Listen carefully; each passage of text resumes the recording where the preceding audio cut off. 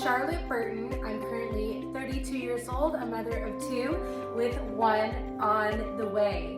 It's taken me about 2 years to build my garage gym from scratch, and we're really happy with the results as a family to be able to work out and use it in the comfort of our own home. My workout style is definitely more of a CrossFit functional fitness style as well as lifting. One message that has always inspired me was from Arnold Schwarzenegger, and he said that when you have a goal, you have to have a clear-cut vision and destination, or else if you don't have a clear-cut vision, you're really just kind of a boat in the ocean with no destination. You have nowhere to go, and therefore you're just going to be drifting, trying to figure out where you're supposed to go from place to place.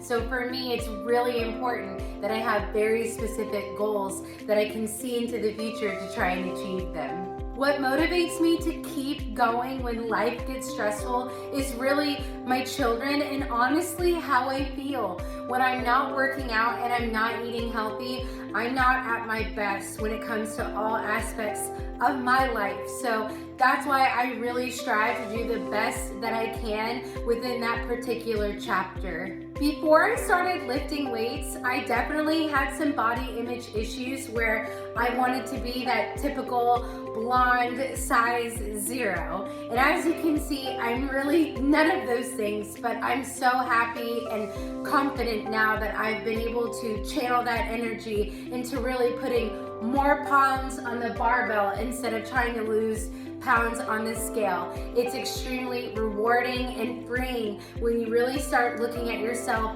in more of athletic goals than necessarily weight loss goals. As a woman, working out to me is so important.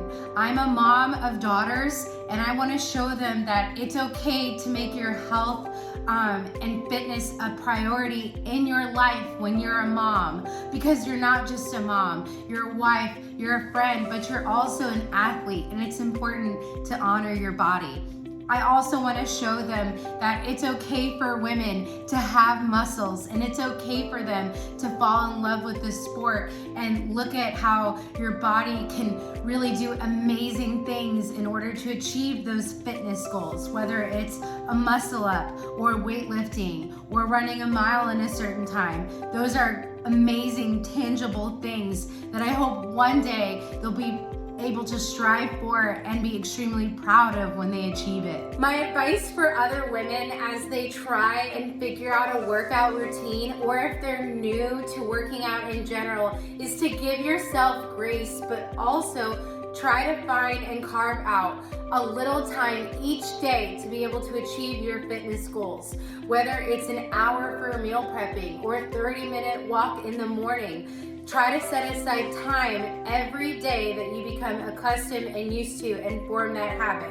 And once you form that habit, then you're able to build upon that and start to add even more fitness goals. And my current fitness goals are to really have a healthy and active pregnancy. It may seem like it's a very simple goal, but it's very important to me to stay fit and active during my pregnancy so that it makes birth and postpartum recovery just easy and helps me to really get back to my old self. Throughout all of my pregnancies, I participated in the CrossFit Open in some shape or form. During my first pregnancy, I participated a couple of months postpartum. My second pregnancy, I made it to, I believe, workout number 2 of the CrossFit Open, and then I gave birth a few days later. And in this Open this year, I was able to do all of the 5 or 4 different workouts that they had. It's always been extremely important to me to participate in the Open and to CrossFit throughout my pregnancy and postpartum journey. Obviously, modifications and what lifts or movements you can do are going to vary between athlete to athlete. But for me personally, it was just about showing up and doing what I can. And my goal was to honestly just protect my core, but also get a really good workout and try not to be sedentary during pregnancy. It's so easy to just get tired and not do anything.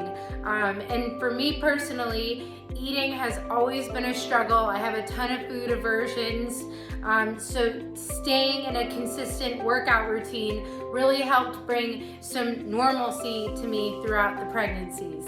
I think that a lot of moms get scared to work out throughout their pregnancy, which is totally understandable. But for me, I've been CrossFitting for almost 10 years. I was a collegiate athlete, so I feel very comfortable in a gym atmosphere, and this is my third time around with a CrossFit pregnancy. And when I mean CrossFit pregnancy, I mean that I've actually worked out for the duration of my pregnancy. I definitely think that there's a stigma with women lifting weights, even more so when you're pregnant.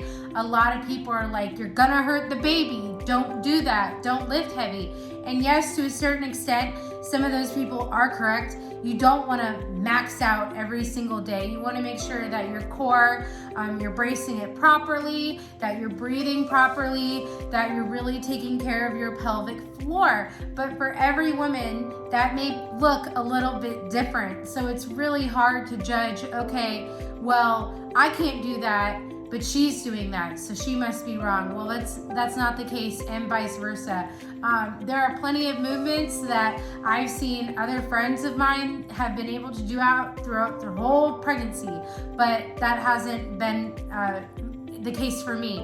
One example was overhead squats. In my first 2 pregnancies, I really struggled with that overhead movement, and I felt like pulling on the side, and it just felt uncomfortable, and I didn't want to do it. And it's not that it hurt, it just felt off, so I decided not to do it. And there's so many cases of women where they maybe feel the same on a movement that they could totally do, but maybe they just feel uncomfortable, and that's okay. Some of my don'ts for CrossFitting during my pregnancies. Typically past the 2nd trimester, I don't do any more pull-ups. I don't do anything core intensive, so no sit-ups, no GHDs, none of that. I really try to protect the pelvic floor and not overwork it, because if you do that, if you continue to do a lot of those movements, it's shown that you're gonna have ab separation. That's gonna be really hard to heal itself. All women have ab separation while they're pregnant to make room for their belly to grow, but if you keep doing those core exercises, it could actually really damage your core in the long run and make it really, really difficult to fuse those abs back together postpartum.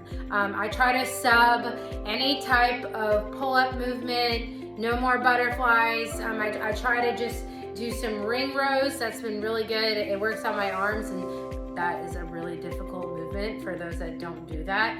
It's really hard. So I sub it with that and try to find some other low intensity movements to substitute with that. My 3 pregnancies are slightly different. My first 2, I had 2 girls first, and I was sick almost every single day well into my 2nd trimester, multiple times throughout the day. It was very difficult to eat, and it was just very exhausting.